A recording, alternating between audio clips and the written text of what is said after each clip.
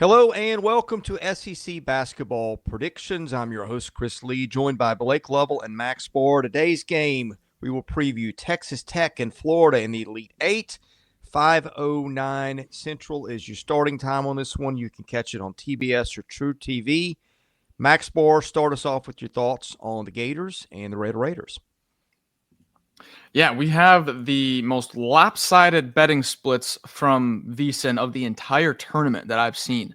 The sharp money is loving the Gators. 85% of the bets is already quite lopsided, but 96% of the total handle, 96% of the total money right now that has been bet is being placed on Florida -6.5. The early pro money is all over the Gators to an extent I haven't seen all tournament.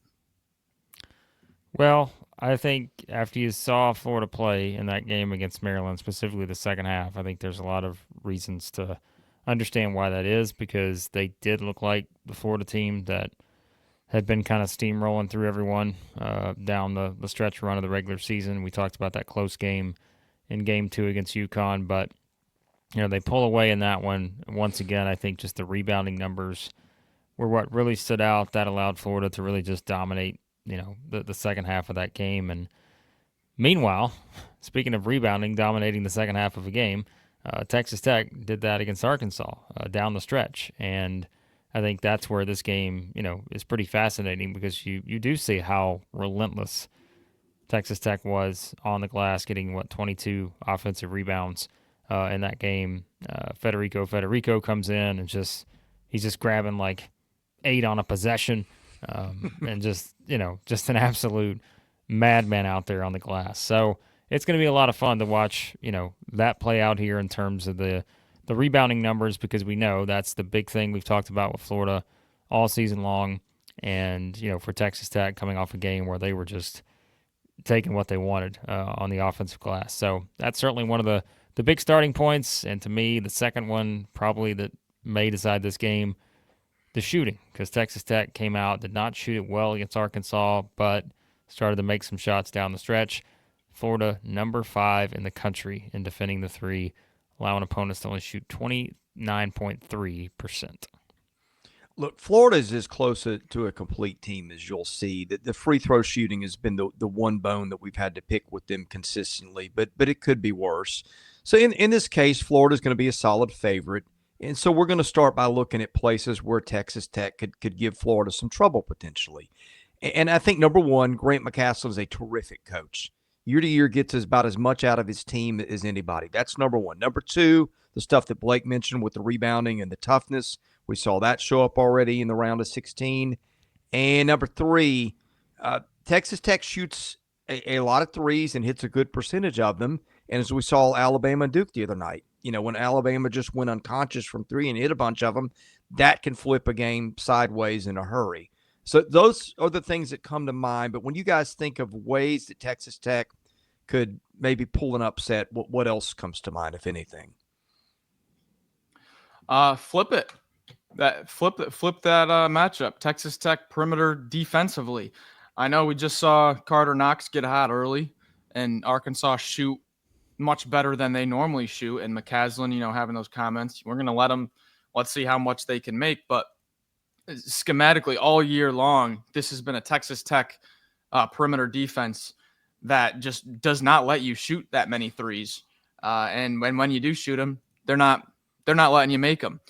When you're looking at Big 12 play only, conference play numbers, Texas Tech in the Big 12, they've got the number 1 3-point percentage defense.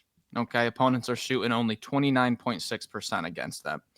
They have got the number 1 3-point rate defense. Okay, the smallest amount of total threes compared to the overall field goal attempts, smallest amount. So they're not even letting you get them off. And then that coincides right with the point distribution. They have the lowest amount of points given up from three in the Big 12. This is a Texas Tech defense with McCasland that has done all year long in the Big 12 a fantastic job at really limiting your good looks from three. Yeah, I mean, and we've seen times where Walter Clayton's just like, you know what, I don't care what you're trying to do. I don't Yep. care if you got a hand in my face. I'm just going to knock down a three anyways. And I think that will be put to the test here because, like you said, I mean, if you just do filter it by conference play, I mean, the Red Raiders been so good at that. And, I do feel like Florida has a few more paths to scoring just because of the reasons we mentioned, whether it's just, the guard's ability to drive and get to the basket, to either force fouls or, as we've talked about many times, get the second chance opportunities off the offensive glass.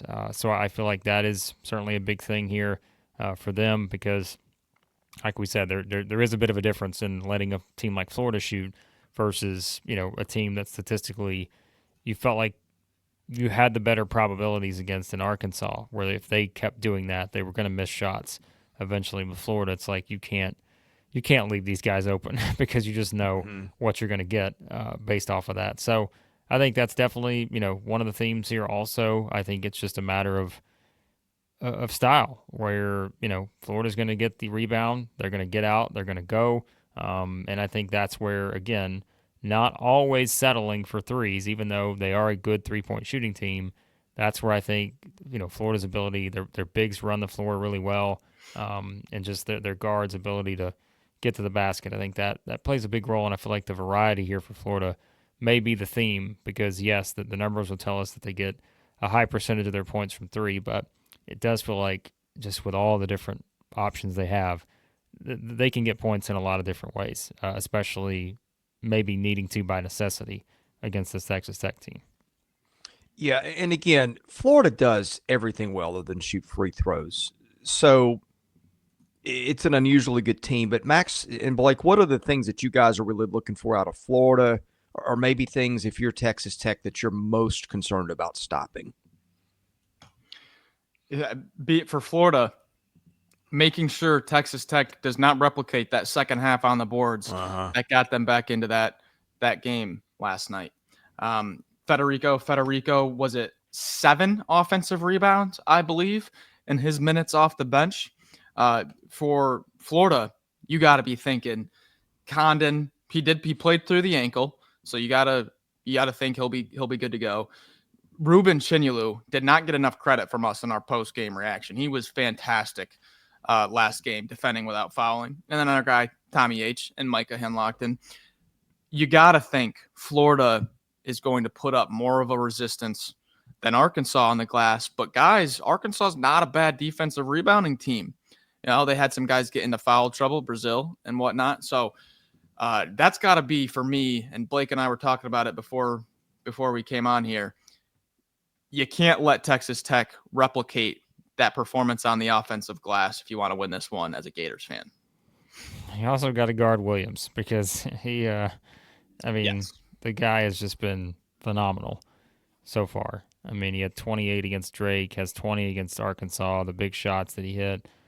He did everything. And I think that's, I'm curious to see just from a defensive standpoint how they approach that, because obviously that's a big part of this, right? Without McMillan, that's an element where if you're Florida and you're looking at how you defend this team, like that just becomes a little bit of a different dynamic. And so I think, if you're Florida, you have to defend without fouling. You've got to be able to do what you usually do rebounding wise. And I think, the mention of Condon being, is he 100%? Is he good to go? Like those kind of things.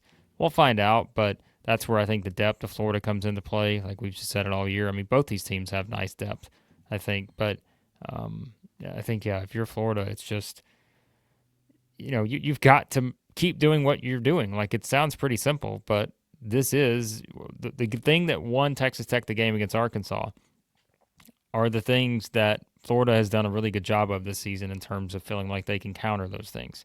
So, just execute the game plan. I think that's it for Florida. Like just stick to the game plan. Don't deviate from what you don't do well, because I feel like that is where Arkansas found themselves in a situation where they got away from usually what works the best for them.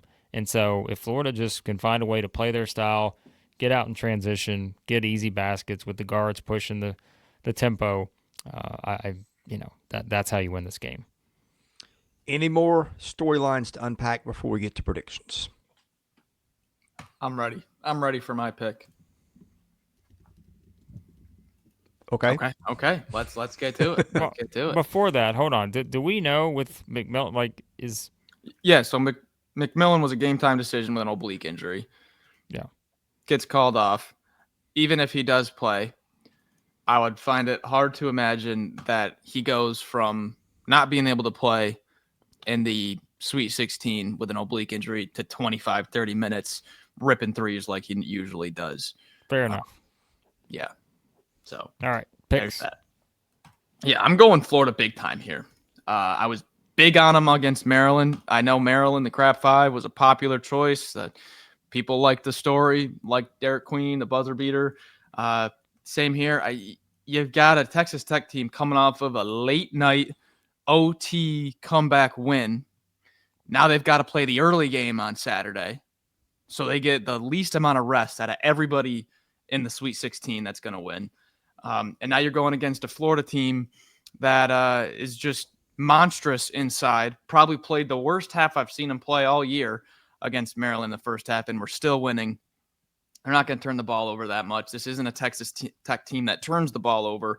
I like Florida here any which way you like them. Spread, money line, whatever it is. I'm huge on Florida in this game.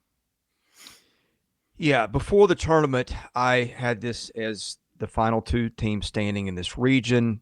So I had Florida winning the national champion. The question is, have I seen anything that's changed my opinion? Well, I watched Texas Tech have a lot of trouble with Arkansas's height and length inside last night. Florida's got more of that. The difference was Arkansas's guards couldn't make you pay.